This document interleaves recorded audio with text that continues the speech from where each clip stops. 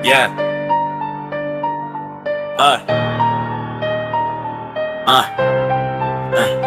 13 Judas, isa sa pinakakilang pamilya. Hindi nyo kayang tibagin lahat, kaya naming bangain yan ang 13 Judas. Yeah.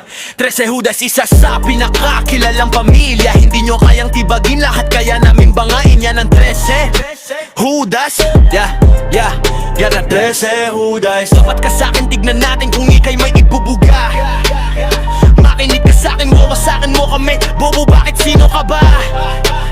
Etong mga tinapakan natin, bakit pilit pa nangungulit? Bakit di nyo matanggap na kami bihas at magaling? Tunay na malulupit. Makulit na parabang ha, mas kilala na pangalan na Boss B.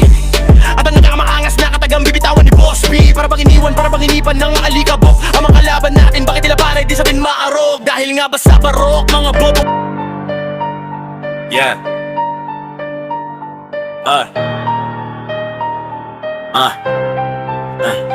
13 Judas, isa sa pinakakilang pamilya.